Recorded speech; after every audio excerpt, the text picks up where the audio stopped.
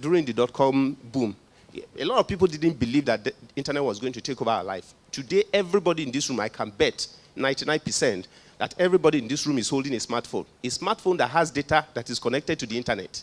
In other words, all of us are participating on the World Wide Web activities now. Is that your phone is receiving email now, or is probably sending an email, or is basically receiving a chat message? A lot of activities are actually happening. So it has come to stay. Internet has come to stay, and today nobody owns the internet. Nobody. Nobody owns the internet. We all partake, we all connect our systems as nodes to the internet and becomes the internet.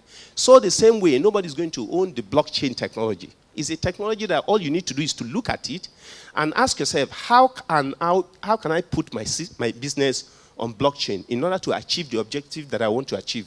And one of the popular objectives is about the transparency and the security of the blockchain.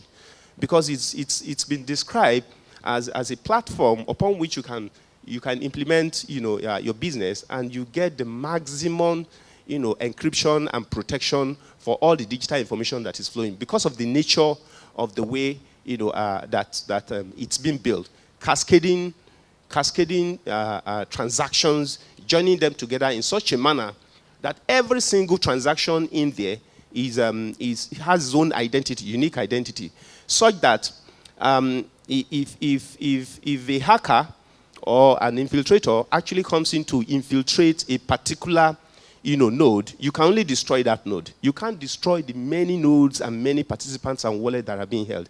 And when reconciliation comes to stay, at the end of the day, again, they will reconcile and confirm that this is actually the right information. So central bank is open to a lot of discussion on cryptocurrency and blockchain. And that's why we have set up a committee now, and I'm sure in a few weeks, they will actually come back to us to identify the various use cases and which one that the central bank should focus on now.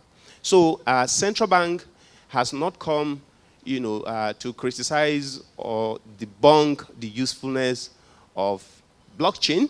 It's a technology that has come to stay. What we're just concerned with is the different use cases. In which area can the government use it? In which area can our financial sector use it? In which area can the health sector use it?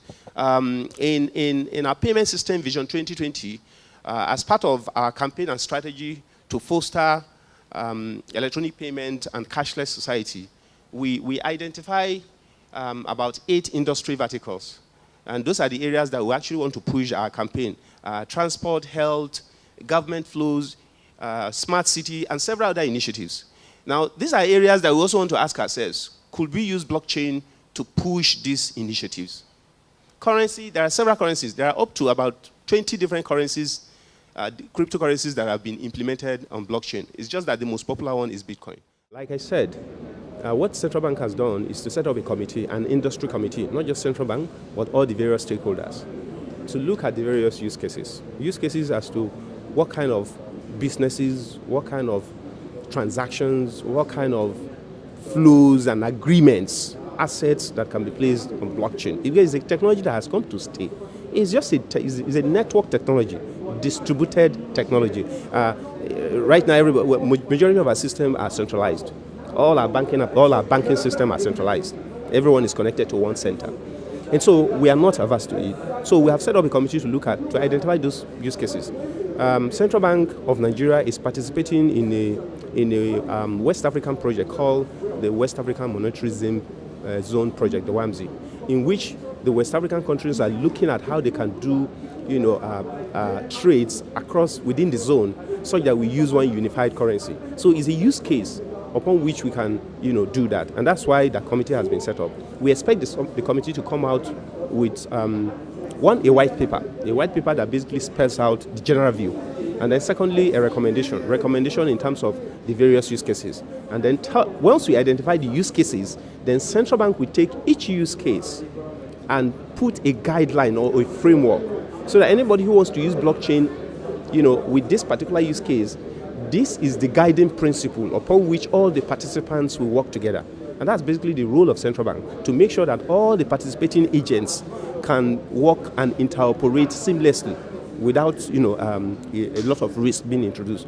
So that's what we expect out of the committee, and very soon the committees, will be done. Now, a lot of people have signified their interest to be part of that committee. And that's why I've been meeting, quite a number of them to get their details so we can invite them to come and, join and help us enrich the discussion, on the blockchain. We've also encouraged and sponsored another discussion on fintechs.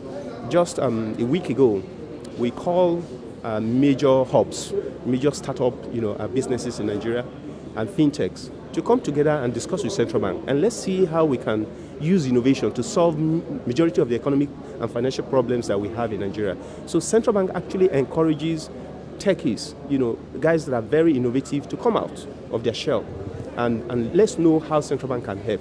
If there are barriers in terms of regulation that is, stopping them from approaching us or from investing in some of the good initiatives that is happening, around the world, we are ready to discuss those barriers. If the regulation is too harsh, we are ready to discuss some of the controls, that they think is a barrier for them to come up. And that's why we had that discussion. So Central Bank is very open, knowing that whether we like it or not, blockchain has come to stay and is actually going to be, the future technology upon which financial transactions, happen.